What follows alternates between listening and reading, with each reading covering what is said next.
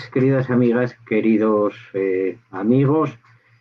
Son en España las 7 de la tarde. Aún ese día, pero pronto se volverá noche aquí. Un saludo y buenas tardes para todos los amigos y amigas que han decidido compartir estos minutos.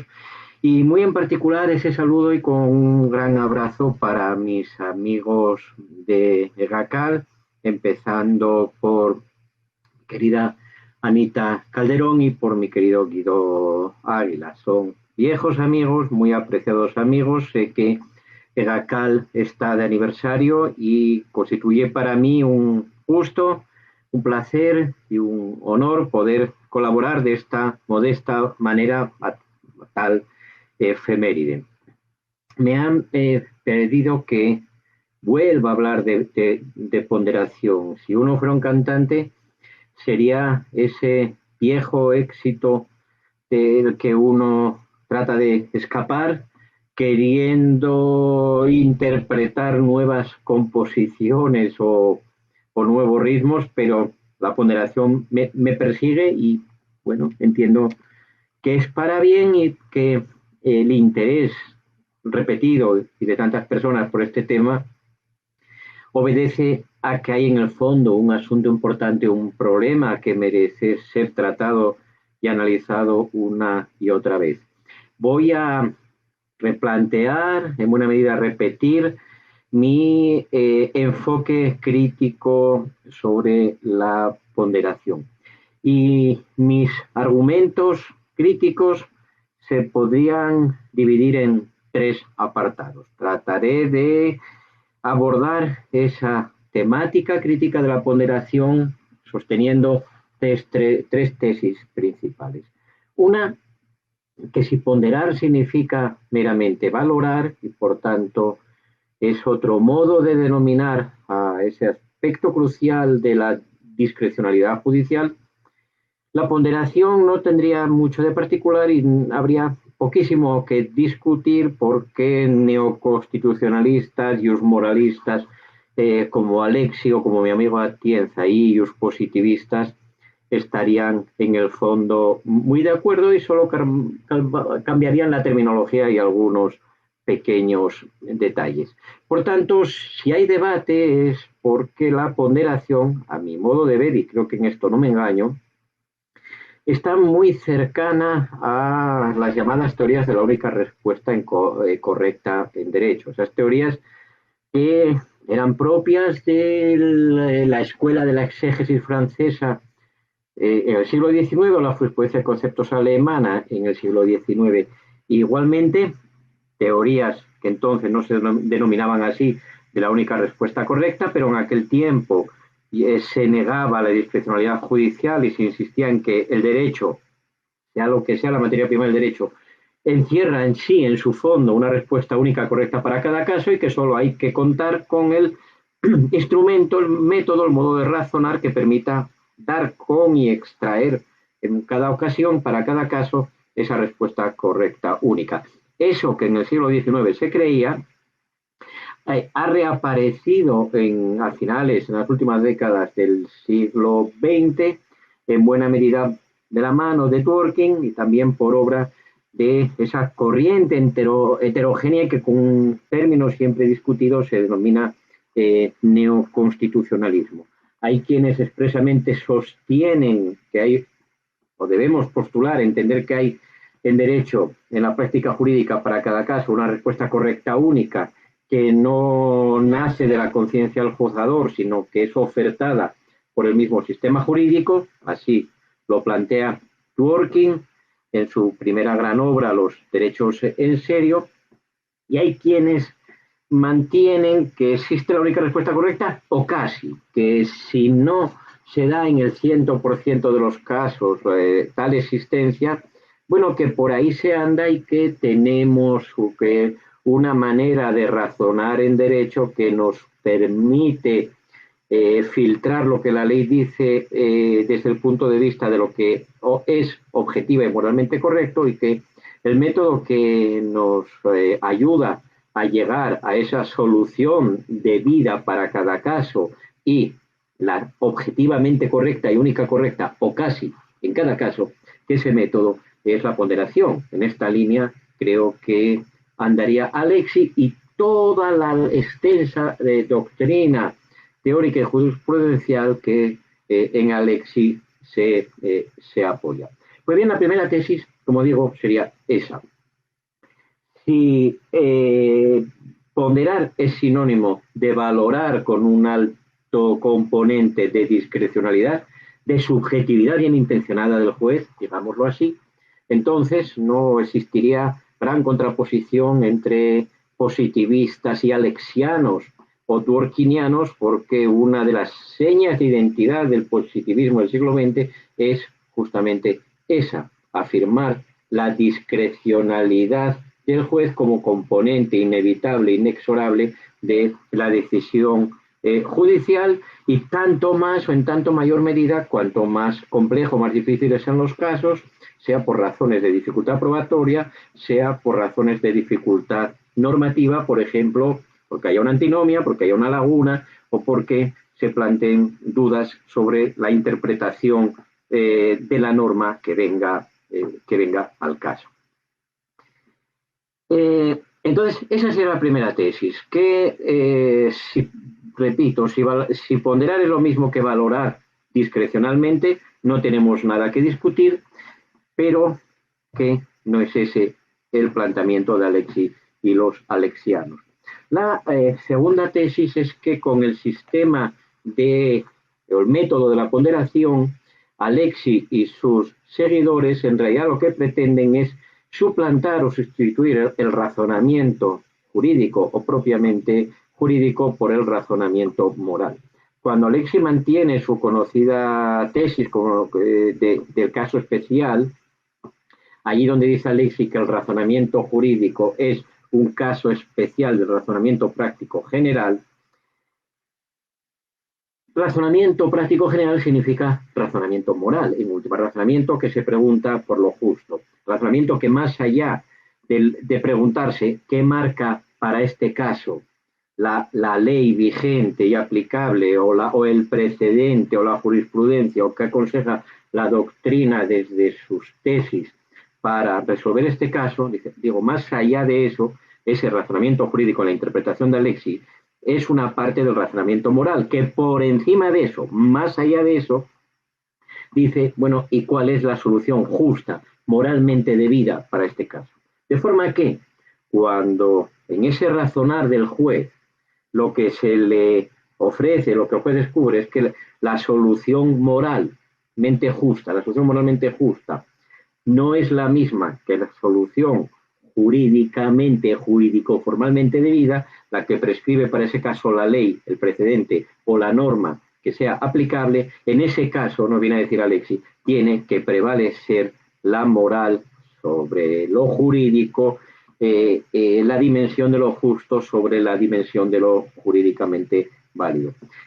Yo soy crítico con esta reducción de lo jurídico a lo moral, con esta idea de que lo jurídico para cada caso, de que la ley, en el sentido amplio de la expresión de que la norma jurídica vigente y además legítima, aplicable a cada caso, solamente rige para ese caso, mientras no conduzca en ese caso a una solución injusta, yo mantengo que esta teoría, este enfoque, además de ser difícilmente compatible con los postulados constitucionales, precisamente propios del Estado democrático de derecho, del Estado constitucional democrático y social de derecho, que además de ser escasamente compatible con ese modelo constitucional, esta solución, en el fondo, esta teoría, estas tesis, son profundamente reaccionarias porque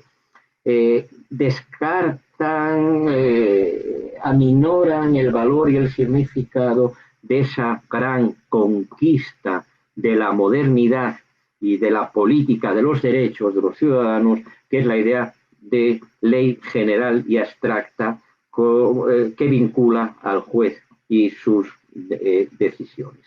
Por tanto, segunda tesis, digo, será que en la teoría de la ponderación, la teoría de los principios y de la ponderación del estilo de Alexis, quiere infravalorar la ley general y abstracta, el derecho positivo, para que en el razonamiento del juez sea superado el derecho por la moral, de modo que el juez, en caso de sentir en su conciencia el conflicto entre lo que para el caso la ley prescribe y lo que la moral manda, haga prevalecer la moral. Esto me parece que es profundamente reaccionario y muy del gusto en particular de personas con cierta idiosincrasia fuertemente religiosa o con un temperamento poco dado a ceder ante las pautas establecidas por la voluntad general.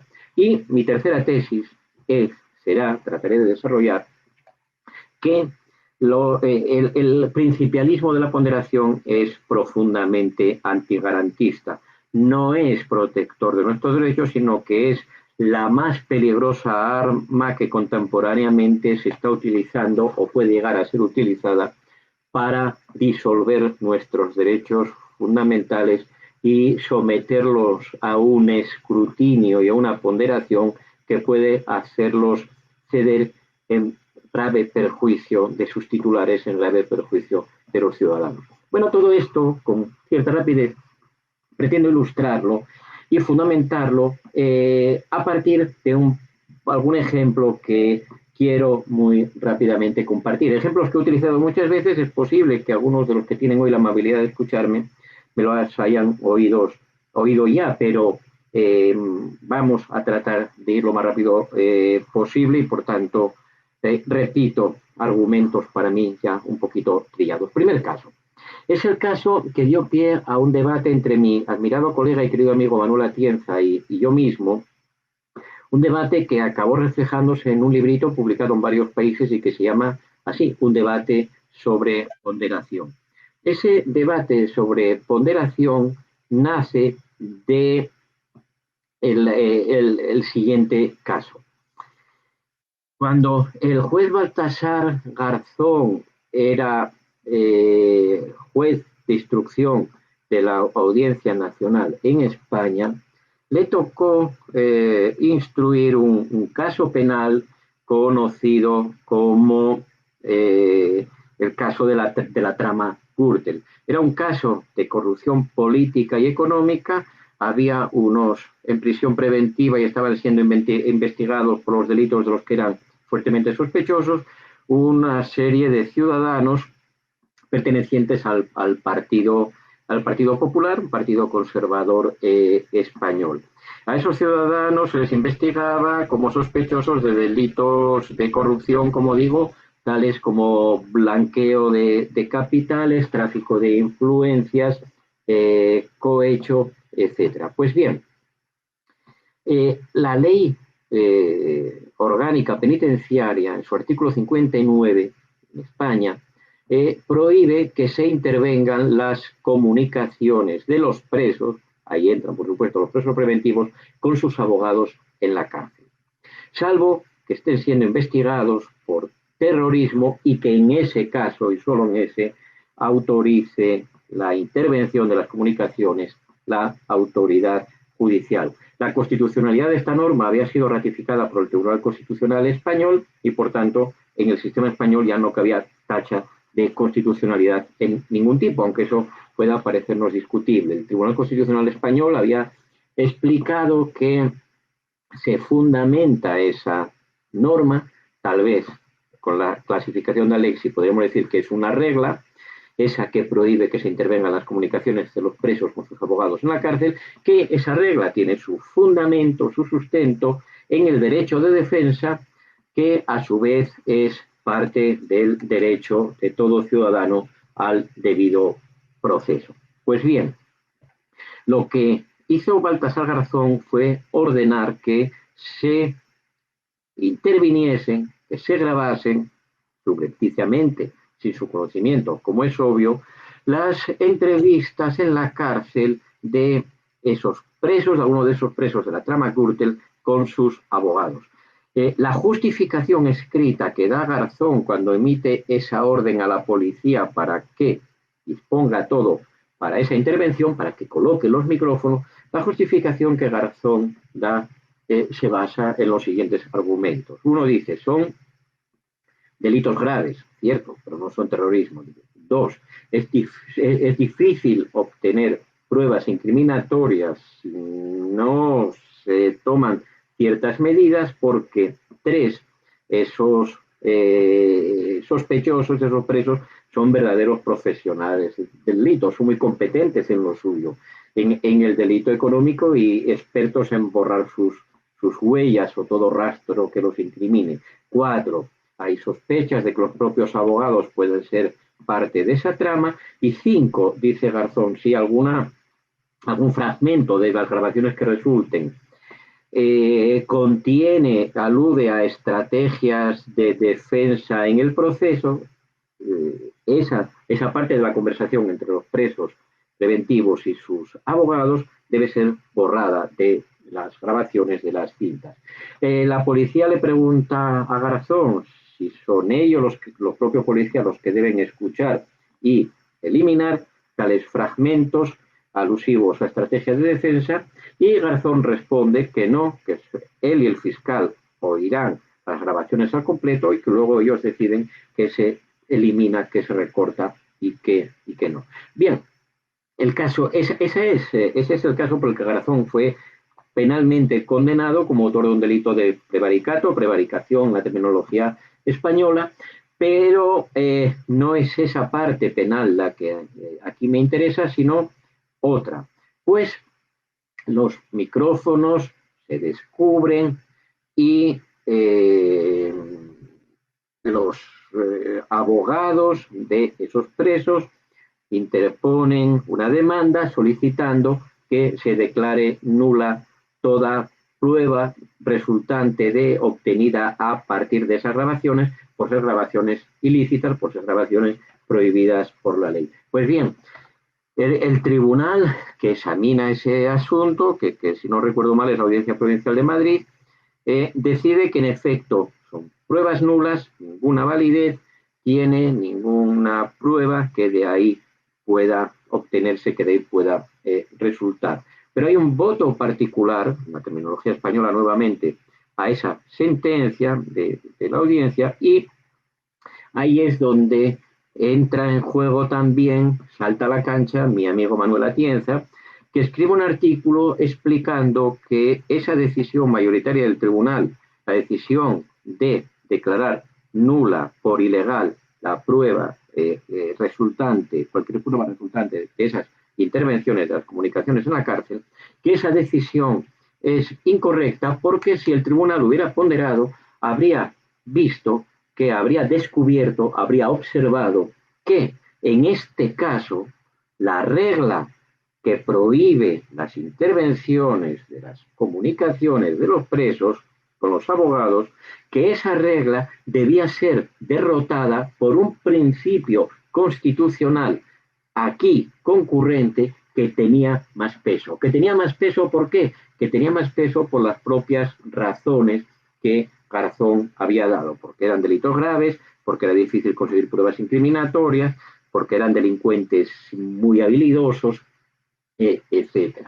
¿Cuál es ese principio constitucional, según Manuel Atienza, que en este caso tenía a ojos de los jueces que haber derrotado a la regla que prohibía grabar? Ese principio constitucional, dice Atienza, es el principio de eficaz persecución del delito por el Estado, que es un principio que de este modo no está expreso en la Constitución española, pero que se puede inferir, se puede extraer a partir de otra serie de normas de la Constitución, como es el hecho de que la Constitución permite la persecución penal del delito, permite los tribunales penales, etcétera, y por consiguiente hay que suponer que la Constitución querrá que esa práctica de la justicia penal sea lo más eficientemente posible, y en consecuencia podemos entender, dice Atienza, que late en nuestra Constitución española ese principio de eficaz persecución del delito por el Estado, que ahí, en ese caso de Garzón, tenía que haber derrotado a ojos del tribunal, tenía que haber derrotado a la regla que prohíbe grabar. Bueno, trabajemos por el momento con este ejemplo nada más, y paso a sostener las 3 tesis que he mencionado.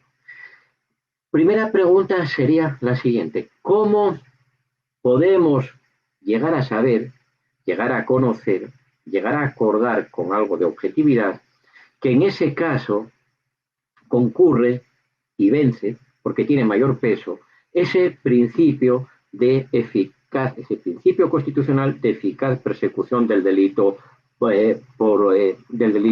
el Estado?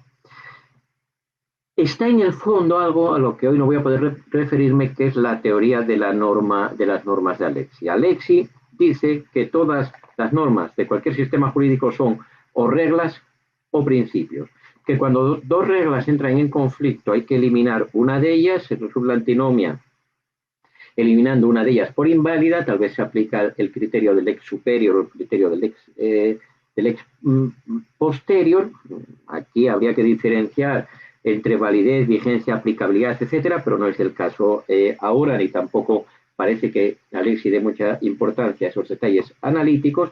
El caso es que cuando dos reglas chocan, una de ellas sale del sistema, expulsa a la otra, pero cuando concurren principios, cuando lo que choca es un principio contra otro, lo que hay que hacer es ponderar. ¿Por qué? Porque los principios no son mandatos taxativos, sino que son mandatos de optimización.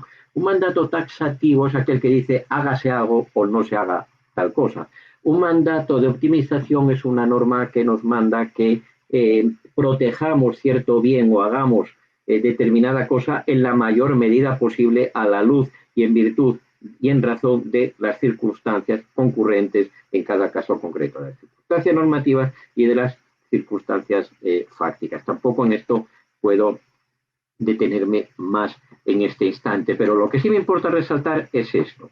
Con el esquema de Alexis, un principio puede ser ponderado contra otro principio, mandato de optimización contra mandato de optimización, principio 1 contra principio 2, o un principio puede ser ponderado contra una regla. Cuando un principio se pondera contra una regla, esto es posible porque a toda regla, dice Alexis, le subyace un principio. Si aplicamos esto en nuestro ejemplo, tendríamos que a la regla que prohíbe intervenir las comunicaciones de los presos en la cárcel con sus abogados, le subyace o late por debajo de esa regla el principio constitucional que la inspira, que es el principio del derecho a la defensa, resultante o explicitación o desarrollo a su vez del principio de debido proceso. Entonces, solo los conflictos de regla contra regla se dirimen sacando del sistema una de las reglas.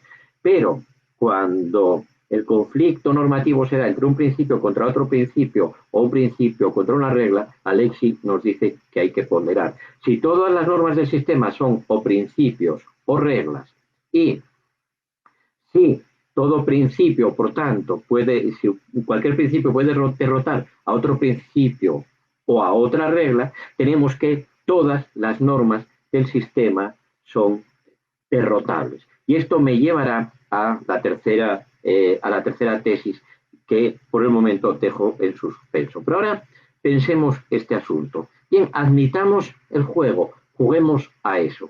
Aquí, imaginemos que no concurre, demos por admitido, aunque para mí sería muy discutible, que no concurre solo para ese caso, que no viene solo a ese caso, la norma que prohíbe, ese artículo 59 de la Ley Orgánica Penitenciaria Española, que prohíbe intervenir las comunicaciones, sino que concurre también un principio constitucional que dice que hay que perseguir eficazmente el delito. Bueno, ¿cómo sabemos si vence una la regla con su principio suyo o si vence el otro principio? Si decimos que eso se sabe valorando a criterio del juez, estaríamos en la idea ya vieja y 100% positivista de que el juez goza de amplios márgenes de discrecionalidad a la hora de valorar determinadas cosas. Sabemos, el positivismo ha destacado a lo largo de todo el siglo XX que el juez tiene discrecionalidad, margen de decisión que debe colmar él, según su honesto punto de vista, que el juez tiene discrecionalidad cuando valora pruebas, en casos complicados por razones de prueba, cuando elige una u otra de las interpretaciones posibles de la norma que viene al caso, cuando crea la norma para el caso, si no hay norma en el sistema ninguna, puesto que hay una laguna normativa, etcétera, etcétera. Entonces, cuanto más digamos que puede una regla, una norma como esa de la ley penitenciaria, ser puesta a competir con un principio constitucional expreso o implícito, cuanto más digamos esto, más estamos abriendo la puerta, diríamos, a un nuevo ejercicio de discrecionalidad judicial. Estamos dándole al juez el poder para excepcionar la aplicación de normas como esa regla, que son además normas protectoras del derecho de los presos en ese caso. Si ponderar es valorar, nada cambia. Valorar con un criterio personal, de un modo discrecional, nada cambia de lo que vendría diciendo el positivismo. Al positivismo le preocuparía que de esa manera un tanto artificiosa se abriera esa nueva compuerta para que hasta una regla que parecía segura, firme y clara para este caso pudiera ser excepcionada. Le preocuparía eso por las razones que diré en tercer lugar, pero diría ese positivista kelseniano, hartiano, bopiano, etcétera, diría, bueno, pues será que quienes mantienen tales tesis, Alexis Atienza, son partidarios de un fuerte judicialismo. Pero no es así. A la idea de ponderar principios subyace la idea de que esa ponderación no es tanto apreciación discrecional del juez de turno, cuanto constatación por vía del peso o consideración objetiva de argumentos, no digo con demostración o constatación de la solución única correcta. Atienza no pretende decir que en su opinión y en razón de sus valores, de sus preferencias propias de una persona formada y honesta como él sin duda es, él no dice que en razón de sus preferencias, que es capaz de argumentar largamente, opine él que en ese caso se debería haber excepcionado la regla en nombre de ese principio de eficaz persecución del delito por el Estado.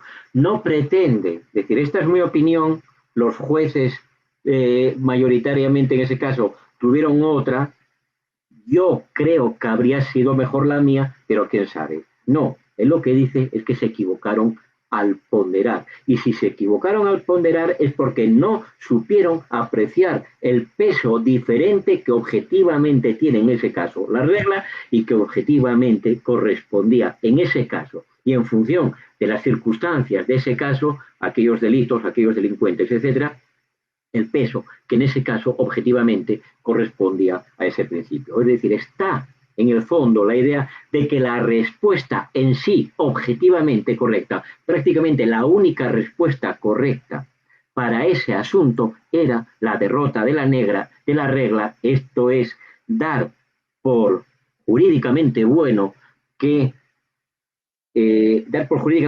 por acorde a un principio constitucional explícito, que se hubieran intervenido las comunicaciones de los presos con sus abogados en la cárcel.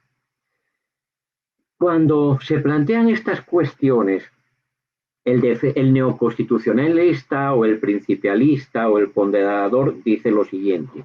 Bueno, estará usted de acuerdo conmigo en que la aplicación del derecho no es un simple silogismo, en que la aplicación del derecho está mediada por una serie de apreciaciones que hacen que no se trate ni de un mecánico encaje del hecho bajo la norma, ni de realizar ese razonamiento simple y puramente lógico, según el cual hay una premisa mayor, que encontramos en el enunciado de la norma, hay una premisa menor que sale de la descripción de los hechos y surge, se infiere de ahí sin más esfuerzo, pues la conclusión, que sería el fallo para ese caso. Bueno, y a esto ese viejo positivista responderá, bueno, eso es lo que el positivismo viene precisamente afirmando,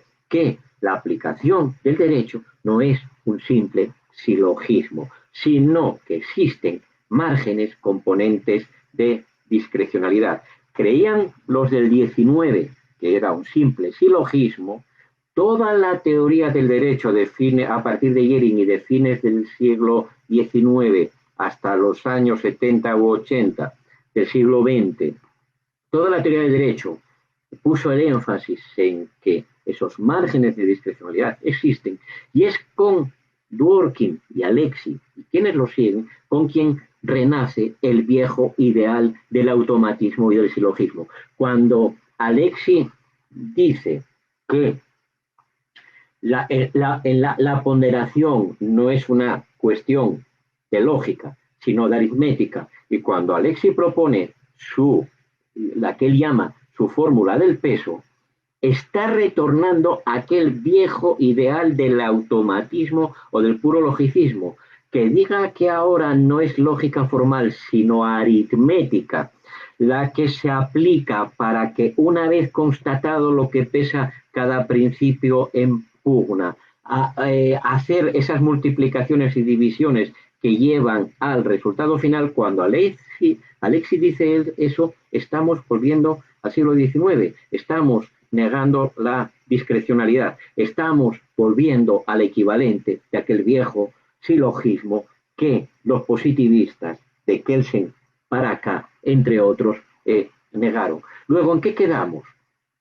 Cuando uno le replica a los principialistas de la ponderación que ellos tratan de ocultar la dimensión subjetiva y de discrecionalidad del juzgador que se esconde bajo la ponderación, cuando uno alega que no es el principio el que objetivamente tiene un peso, sino que es el juzgador el que decide cuánto pesa cada principio, cuando uno dice que en mi ejemplo, y jugando de nuevo con mi debate con mi amigo, el mayor peso del principio de eficaz persecución del delito por el Estado no lo tiene en sí ese mayor peso, ese principio, sino que es Manuel Atienza el que se lo da. Cuando uno dice eso, le replican, oiga, pero ¿está usted de acuerdo conmigo en la aplicación, en que la aplicación del derecho es un puro silogismo? Pues claro que no, amigo mío, eso es lo que yo le vengo diciendo. Yo le vengo diciendo que el juez ejerce discrecionalidad cuando dice que pondera o cuando dice que es mejor esta interpretación de la norma que aquella otra. Primera cuestión. Y entonces, el problema es cómo acotamos, restringimos, controlamos esa discrecionalidad, y para ello vamos a tener que organizar el derecho procesal, y para ello vamos a tener que buscar pautas de motivación lo más racional y razonable posible de la sentencia, en lugar de reverdecer el viejo sueño de que con un simple silogismo o un mero cálculo o un simple pesar en una balanza imaginaria ya tenemos la certeza siempre añorada y la base para encontrar la única respuesta correcta en derecho para el caso de que se trate. Pero podríamos añadir algo más. Mire, en el caso del que estamos hablando, el margen de discrecionalidad que tiene el juez de toda la vida es muy escaso. ¿Por qué? Porque era un caso fácil. La ley dice claramente que no se pueden intervenir las comunicaciones. Lo que signifique comunicaciones y lo que signifique intervenir está para ese caso bastante claro. Cuando lo que se hace es colocar unos micrófonos para que queden las conversaciones grabadas sin que los sujetos lo sepan, sin que se enteren, se están interviniendo las comunicaciones. Eso cae en el núcleo de significado. Eso es un caso fácil. Cuando además Es un caso fácil por el lado de la norma. Cuando además los hechos están claros, porque el micrófono apareció, los policías dijeron sí, efectivamente, nosotros lo pusimos porque se nos ordenó, cuando además aparece el auto o el documento con el que el juez Garzón ordenaba tal cosa, los hechos están claros también por su lado, por el lado de los hechos. Luego es un caso muy claro, donde hay unos hechos muy difícilmente discutibles, donde hay una norma que no plantea problemas de interpretación, tenemos un caso claro que podríamos decir que se resuelve solo. Es decir, ¿a quién puede sorprender que el tribunal declarara ilícita esa prueba? Porque si no es ilícita esa prueba, no es ilícita ninguna. Entonces, ¿el caso es fácil o es difícil? El caso es muy fácil. ¿Quién lo hace difícil? Lo hace difícil, con perdón otra vez de mi amigo, lo hace difícil Manuel Atienza cuando dice, no, pero es que por muy clara que sea la norma para el caso, cuando tiene que ser derrotada por razones de ponderación, que se la derrote. ¿Por cuáles razones de ponderación? Pesando en contra de la norma, ¿qué cosa? Pesando, ponderando el principio de eficaz persecución del delito por el Estado. ¿Que está en cuál artículo de la Constitución española? No hay ninguno, pero es un principio constitucional implícito. Otra pregunta aquí de paso. ¿Cuántos principios constitucionales implícitos podemos sacar, encontrar o inventar para que en este caso o en aquel derroten derechos de los ciudadanos en casos en los que estaba muy clara la norma que defendía el derecho del ciudadano y en casos en los que son patentes los hechos que vulneran esos derechos? Segunda tesis, más rápidamente, decía, me produce rechazo lo que hay en el fondo y que es el intento de convertir el razonamiento jurídico y el razonamiento judicial en un razonamiento moral. Mira, pensemos en un caso bien sencillo.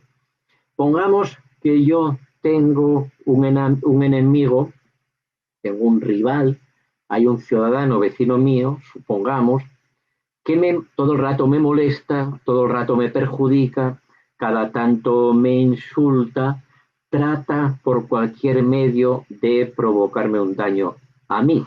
Y llevamos así días y semanas y meses y años. Y yo cada tanto me planteo la siguiente cuestión. Bueno, me digo, ya no lo soporto más, realmente ya no sé qué hacer. Estoy pensando si un día busco un palo bien grande y supuesto que físicamente me resultará posible y le doy unos golpes para que escarmiente. Y entonces yo me planteo el siguiente dilema, que es para mí un dilema práctico y es para mí un dilema moral. Pongan que yo fuera más fuerte que él, o yo, no es el caso, supiera 1001 artes marciales y tuviera grandes habilidades de luchador de película. Y parto de lo siguiente, yo le puedo pegar bien duro y además creo que se lo merece. Y ahí empieza mi dilema moral. ¿Se lo merece o no se lo merece? ¿Será justo o será injusto que yo le pegue de esa manera para que deje de comportarse así? Y entonces yo soluciono mi dilema mirando, analizando, tomando en cuenta, ponderando los detalles del caso. ¿Cuántas veces me ha molestado? ¿En qué me ha perjudicado? ¿Cuánto sufro yo? ¿Por qué lo hace él? Etcétera. Y en función de eso decido y tomo mi decisión moral. Y eso, habré sopesado, habré ponderado razones en pro y en contra y habré decidido lo que a mí me parece de buena fe, moralmente correcto en ese caso. Bien, pero es que esa decisión es una decisión moral mía. Ahora, y calificará moralmente mi conducta, a mis ojos o a los ojos de otra persona. Pero ahora planteémonos ese caso desde el punto de vista jurídico. ¿Cómo calificamos normativamente el hecho de que yo agreda, de que yo golpee por mis buenas razones a ese vecino? Bueno, pues lo calificaremos como delito de agresión o como delito de lesiones o como el tipo de delito que proceda según la norma penal bajo la que encaje mi conducta y bajo la que encajen los resultados de la misma y en función también de que concurra o no válidamente alguna causa modificativa de mi responsabilidad, atenuantes, eximentes, agravantes. Pregunta: cuando el juez, no mi conciencia o mi vecino, me juzga a mí, ¿qué debe tener en cuenta? Lo que la ley establece respecto de si es delito o no y punible o no como delito mi conducta, o debe hacer, pero ahora desde el punto de vista de un tercero imparcial, no desde el punto de vista mío, que estoy implicado en la polémica, en el conflicto con mi vecino, si el juez debe reproducir como tercero imparcial el conflicto moral y el dilema moral. Preguntándose el juez esto: ¿habrá hecho Juan Antonio bien o habrá hecho mal en pegarle? ¿Hay buenas razones que moralmente lo justifiquen o no lo justifica ninguna razón?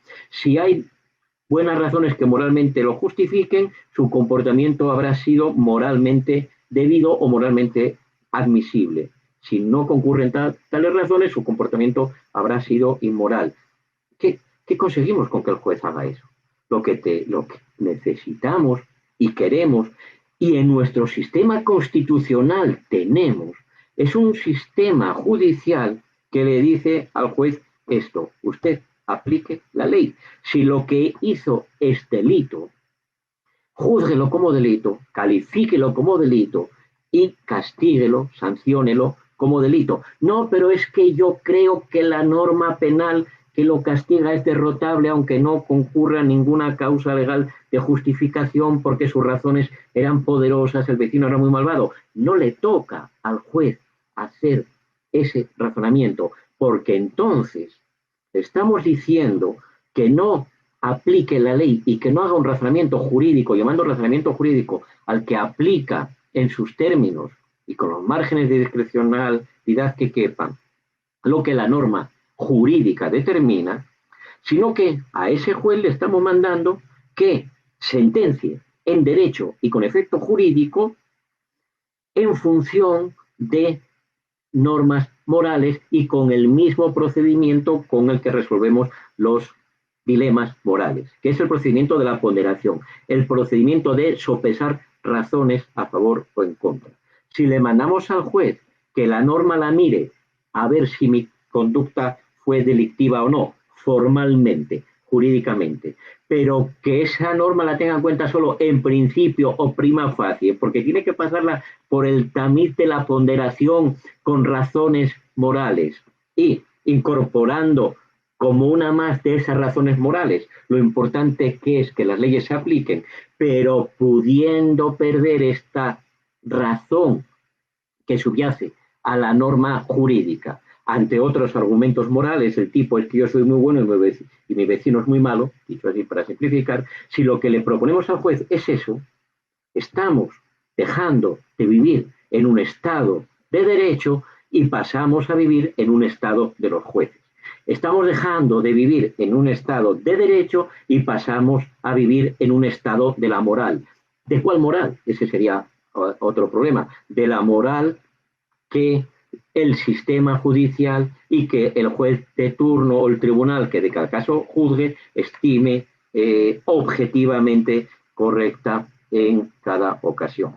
La ponderación es una buena descripción del tipo de razonamiento que hacemos cuando resolvemos dilemas morales, porque carecemos de una norma dirimente para ese dilema. Por eso a Habermas, contra Alexis, le parece incluso que ese sistema de ponderar principios morales y de todo tipo es una buena manera, tal vez funciona para describir, tal vez es útil para describir el razonamiento legislativo. El legislador tiene el dilema de si castiga o no castiga, en términos generales abstractos, cierta conducta como delito y pondera, sopesa, valora, analiza razones en pro o en contra. Pero cuando el juez tiene que decidir si es delito o no mi conducta de golpear y lesionar a mi vecino, la circunstancia es diferente. Hay una norma que dirime. Yo sopesé moralmente y en conciencia razones en pro y en contra para pegarle. Y opté por la regla para el caso. Me salieron de más peso las razones para agredir a mi vecino que las razones para abstenerme de agredirlo. Pero el juez no tiene que ponderar cuando decide jurídicamente, esto es como juez mi caso, sino que tiene que aplicar la norma. Vayamos al caso que llamo de Garzón, vayamos al caso de la intervención de las comunicaciones de aquellos presos. Si la norma, en este caso, quizá está inusualmente clara, no se puede intervenir, e intervenir significa grabar. Si los hechos están patentemente demostrados, grabaron subrepticiamente las conversaciones, el caso cae de lleno bajo los términos de la norma, hay excepcionalmente ahí poco espacio para discrecionalidad, hay poco que discutir sobre pruebas, sobre la prueba de que esas grabaciones se hicieron, hay poco que discutir en cuanto a la interpretación de la norma, porque cae de lleno dentro de lo que la norma patentemente para cualquiera prohíbe, luego al juez solo le queda declarar que la prueba resultante de esas grabaciones es prueba ilícita, es prueba inválida y que por tanto nada se puede seguir de ella. Fíjense que el artículo 11 de la Ley Orgánica del Poder Judicial de España dice que no podrán tener efecto las pruebas directa o indirectamente obtenidas con vulneración de libertades o de derechos fundamentales. Otra idea bien clara, ¿qué hacemos? Entonces, ponderamos el artículo 11 de la Ley Orgánica del Poder Judicial más el artículo 59 de la Ley Penitenciaria que específicamente prohíbe las grabaciones, la intervención de las comunicaciones. Ponderamos todo eso contra una especie de principio moral imputado a la Constitución, que es el principio de eficaz persecución del delito por el Estado, y llamo principio moral a ese principio en un acto de caridad, porque es difícilmente calificable como principio moral un principio que aumenta las potestades, el poder del Estado para obrar en detrimento de los derechos más elementales de los ciudadanos. En suma, y esta era mi segunda tesis, y voy terminando, reducir el razonamiento jurídico a un razonamiento directamente moral o moral en última instancia,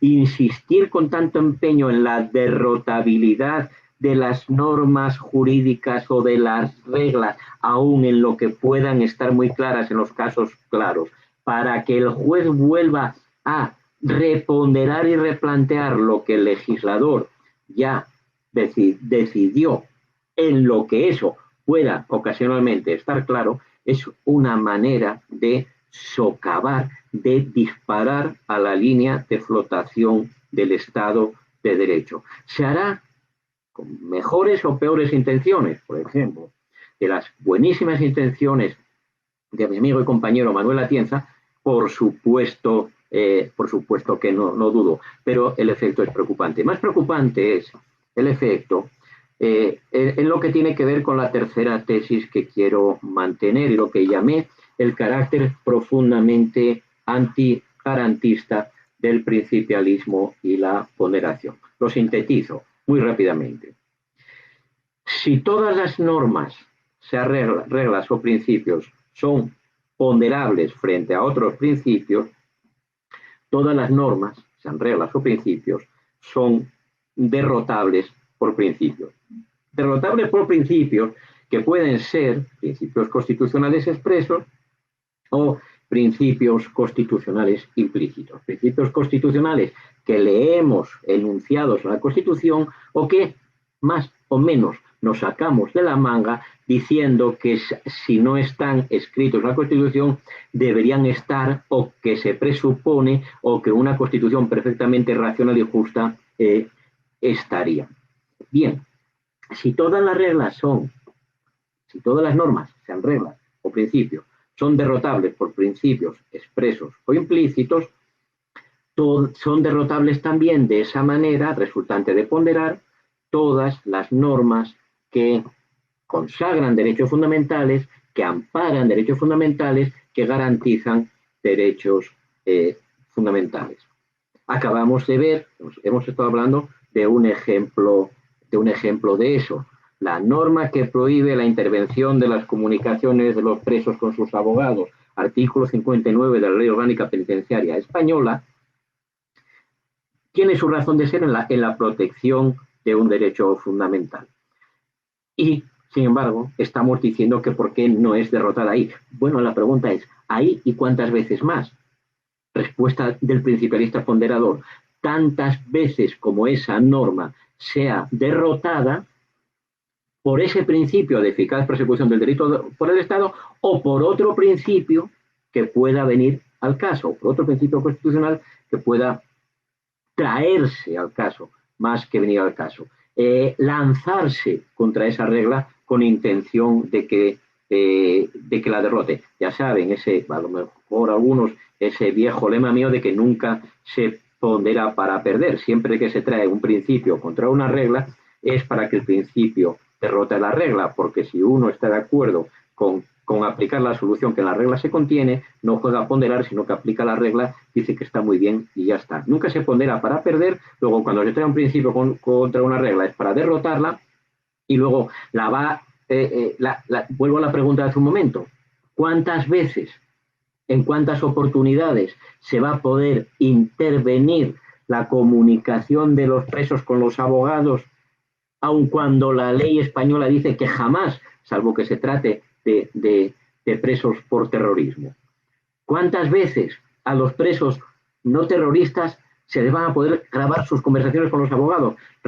Pues el que lea la ley, el estudiante de derecho que lea la ley, dice ninguna. Bien, el que lea a Alexia o los alexianos tendrá que responder esto. Tantas veces como sea derrotada esa norma que prohíbe las intervenciones por un principio que para ese caso pese más y por tanto las justifique. Luego, yo ya no puedo pensar que soy como ciudadano español titular de un derecho que esa ley me concede y que podríamos enunciar así. Todos, y entre todos yo, tenemos derecho a que si estamos presos y no lo estamos por terrorismo, no se intervengan nuestras comunicaciones en la cárcel con nuestros abogados.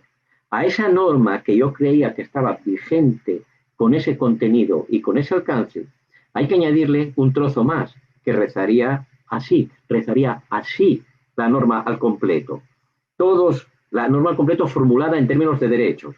Todos, y entre ellos yo, tenemos derecho a que no se nos intervenga en nuestras conversaciones en la cárcel con nuestros abogados, a no ser en aquellas oportunidades en las cuales concurra un principio en contra que derrote esa prohibición. Porque en todas esas ocasiones no solo no estará prohibido grabar nuestras conversaciones en la cárcel, sino que será constitucionalmente legítimo y hasta podríamos entender que está constitucionalmente mandado que se graben, en virtud de ese mayor peso del principio constitucional, si es que existe, de eficaz persecución del delito por el Estado. Pongan este otro ejemplo, mucho más radical. La Constitución me otorga a mí el derecho a no ser torturado. La Constitución española, como la de cualquier país de los que ahora me están escuchando, prohíbe terminantemente, tajantemente, taxativamente la tortura. No se puede torturar. ¿Eso qué es? ¿Una regla o un principio? Yo como ciudadano español y antes de leer a estos queridos autores, habría dicho, bueno, esas disquisiciones analíticas me da igual. La Constitución dice que no se puede torturar nunca, jamás, en ningún caso y para nada, y por consiguiente, a mí, como español, en España, no se me puede torturar, me ampara, me protege tal derecho, esa Constitución, la Constitución de mi país. Pero con ese esquema ya repetido de que todas las normas son o reglas o principios y que sea una norma, una regla o un principio puede ser derrotada por otro principio, entonces tenemos que en alguna ocasión, si se me va a poder torturar a mí y si se va a dictaminar que es constitucionalmente legítimo torturarme. ¿Cuándo? Siempre que a favor de la tortura y derrotando a la norma, regla o principio que la prohíbe, concurra otro principio que la justifique. Por ejemplo, se me torturó para salvar la vida de X personas. Se me torturó para evitar que otras personas fueran torturadas. Se me torturó a mí, uno solo, para evitar que fueran torturadas, por ejemplo, por cómplices míos, 3 personas completamente inocentes. Luego, 3 frente a 1 pesa más su derecho triple a no ser torturados que mi derecho individual a que no se me torture. Luego pierdo. Luego, yo puedo decir a partir de ahí, y si admito esa teoría del derecho, si comulgo con esa teoría del derecho, yo tendré entonces que admitir lo siguiente. Yo no tengo, sin más, de modo terminante, tajante, taxativo, un derecho constitucional como ciudadano español a no ser torturado. Yo tengo el derecho a no ser torturado, a no ser en aquellos casos en los cuales sea constitucionalmente legítimo torturarme, porque la norma constitucional que prohíbe la tortura sea, en ese caso, derrotada en la ponderación por otro principio constitucional que para ese caso avale la tortura o la justifique. Se dice a veces que hay un fuerte elemento kantiano detrás de la teoría del derecho y de los principios y de la ponderación de Robert Alexy. Lo considero radicalmente erróneo, lo considero falso. Es una teoría utilitarista. Lo kantiano, la ética kantiana está obrando, estaría por detrás de quienes afirmamos que la vulneración de nuestros derechos básicos no está ni moral y sobre todo no está constitucionalmente justificada ni aunque se acabe el mundo. Acuérdense de aquel ejemplo de la mentira en Kant. Kantianos somos los que decimos no está constitucionalmente justificado, y se me apuran, puede que no esté moralmente justificado tampoco. Yo tengo un artículo sobre eso donde discuto esta tesis que ahora estoy planteando. Kantianos somos los que afirmamos que no está constitucionalmente justificado o legitimado nunca la tortura de que se torture a un ciudadano, sean cuales sean las consecuencias que se sigan de torturarlo o de no torturarlo, sea para salvar la vida de un niño, sea para salvar la vida de 10 adultos. Ese es el planteamiento kantiano, ese es el planteamiento propio de una ética deontológica, porque lo que la teoría de los principios y de la ponderación nos dice es que hay que hacer en cada caso lo que dé mejor resultado, lo que resulte colectivamente más beneficioso. Por mucho que la tortura o el que se me grabe mis conversaciones en la cárcel me perjudique a mí, si resulta que eso beneficia a la persecución del delito por el Estado o que eso beneficia a la vida o la integridad de otras personas o que eso conduce a una mejora económica general para todos los ciudadanos, entonces ponderar sirve para optar por la solución colectivamente más positiva, aunque sea a costa del preso, a costa del torturado, etc. No son kantianos, son utilitaristas camuflados. No es una doctrina que sirva para amparar derechos y extenderlos. Es una doctrina que justifica que se pongan excepciones a nuestros derechos. Eso quiere decir que hay algún tipo de maldad moral en esos grandes autores como pueda ser Alexy o mi amigo Manuel Atienza. En absoluto, no trato de decir eso. Una buena persona puede crear un artefacto peligroso. Alfred Nobel seguro que era buena gente, pero inventó la dinamita y con el uso de la dinamita hay que tener cuidado y no querríamos una doctrina que dijera, bueno, hay que empezar por dinamitar cosas y ver si resisten. La comparación es mala, tómeseme en broma.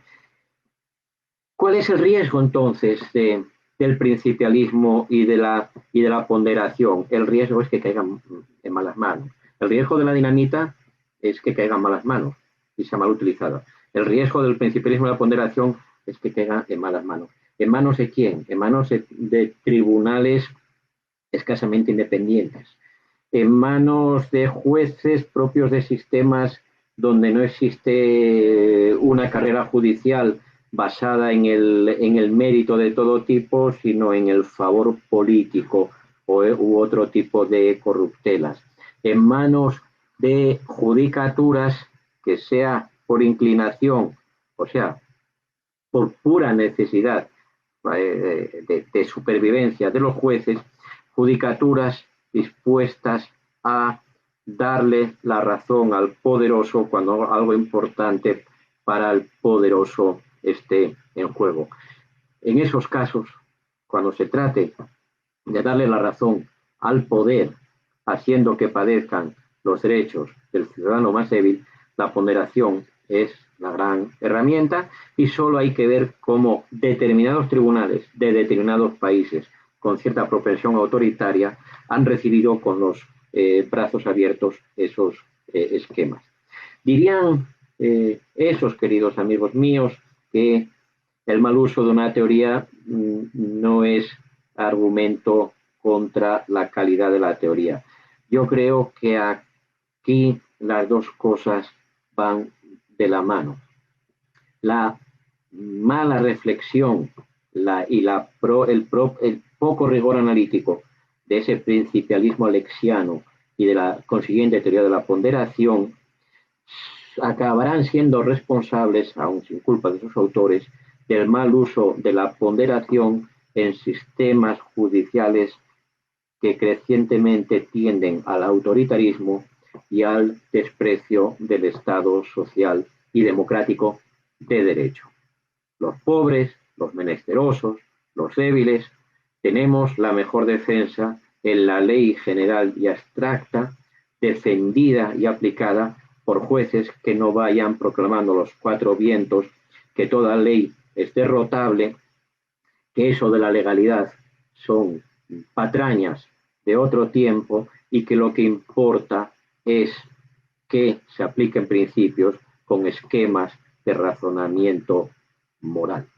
Recemos allá donde sea así para que sean bien morales y bien independientes y bien decentes los jueces que ponderen, porque en caso contrario estaremos definitivamente perdidos y tendremos que volver a las calles para hacer la revolución que nos devuelva la ley y con ella los derechos que nos están arrebatando.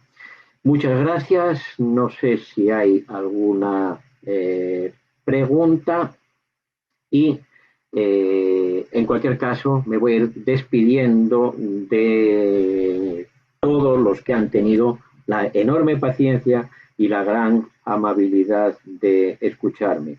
Déjenme un segundo de publicidad, con permiso de mis amigos de GACAL, para decirles que de estas y de otras cosas, pues solemos hablar en una maestría online en argumentación jurídica que dirijo en convenio de la Universidad de León, que es una universidad con la editorial Tirán Lo Blanc, y que si alguien quiere información sobre esa maestría, que es completamente online, pues me tiene a su disposición y puede localizarme de múltiples maneras. También les indico que